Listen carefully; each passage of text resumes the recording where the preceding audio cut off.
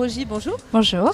Alors, je vous retrouve à l'occasion de Regards Croisés, ou du moins à la sortie de la conférence à laquelle vous avez participé sur votre expérience par rapport à la patience. Alors, dites-moi, est-ce que c'est quelque chose qui vous interpelle? Pour être très franche, au début, les organisateurs de Regards Croisés sont vraiment venus me chercher parce que, voilà, Aurélie m'a surnommée Madame 100 000 volts, parce que je cours partout.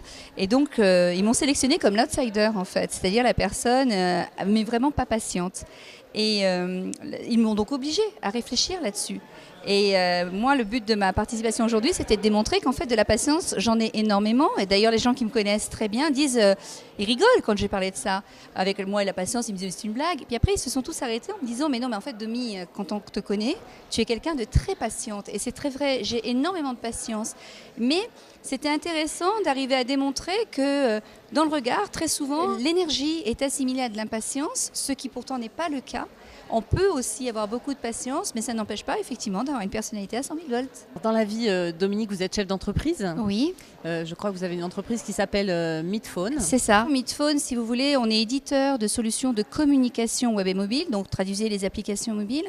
En fait, nous faisons des applications professionnelles qui sont destinées aux collectivités territoriales, aux associations, au monde étudiant et à l'entreprise, qui ont pour dénominateur commun de faciliter la communication, de toujours créer du lien. En fait, de façon très simple, moi j'ai essayé de relever un challenge qui me paraît le challenge d'aujourd'hui, c'est de dire que je ne veux absolument plus être polluée de ce qui ne m'intéresse pas, mais par contre je ne veux rien rater de ce qui m'intéresse.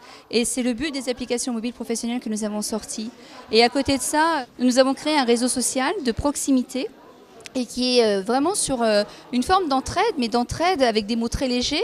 Dans le loisir, le but c'est de trouver, je me positionne quelque part, voilà, j'arrive à Bordeaux, admettons que je sois passionnée d'astronomie par exemple, et bien grâce à mon réseau social, je vais directement être localisée à Bordeaux, je vois la carte et je vais dire astronomie, et ça va me montrer les gens autour de moi qui partagent cette affinité.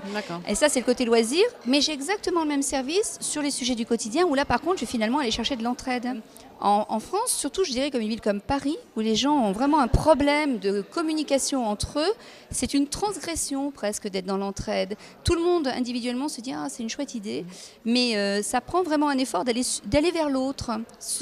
Moi je viens de pays comme le Québec ou la Polynésie ou même Los Angeles, aller vers l'autre n'est jamais un problème. Bon, en tout cas c'est une belle application, je vous félicite et je vous remercie. Mais merci à vous de m'avoir interviewé.